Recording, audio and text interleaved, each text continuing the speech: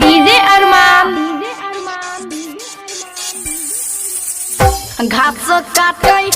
छौरी धोखरा बन के देखा मकई के तोरा लकै जैन के घास काटे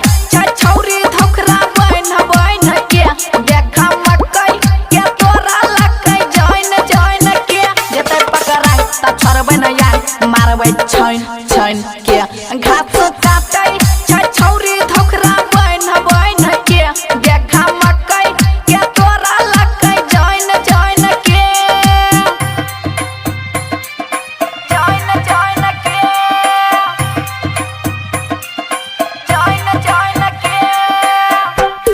music by Riya studio Khagaria DJ Arman Siddiqui DJ Arman तोरा लकै जैन के टूटल गाछी रौदा में सब सुख जाय छै रे छौरी नौकाई के मकई में घुस जाय छै रे जोगे पड़तै अब छाती हमरा तैन के देखा मकई के तोरा लकै जैन के जते पकड़ाई त छोड़बै न यार मारबै छैन के घास काटे छौरी धोखरा बन के देखा मकई के तोरा लकै जैन के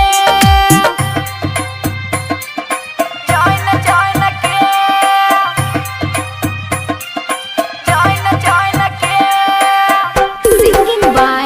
अभिनाश राज डीजे अरमान सिद्दीकी डीजे अरमान तोरा लकै जैन के ओकरा गौवा में जाके प्रचार देबै रे तब पकड़बै त टंगरी सोसाइर देबै रे देखबे पड़तै अब मुखिया जी के नैन के देखा मकई के तोरा लकै जैन के जते पकड़ाई त छोड़बै न यार मारबै छैन के घास काटे छौरी धोखरा बन के देखा मकई के तोरा लकै जैन के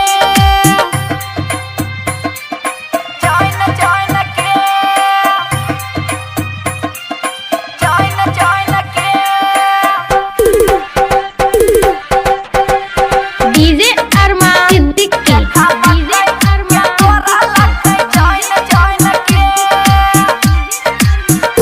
दिलबर किसन हाय भी नाश्ता में साथ देखतै गुलशन बापू धर घूम के यार देखतै आ भर गेलै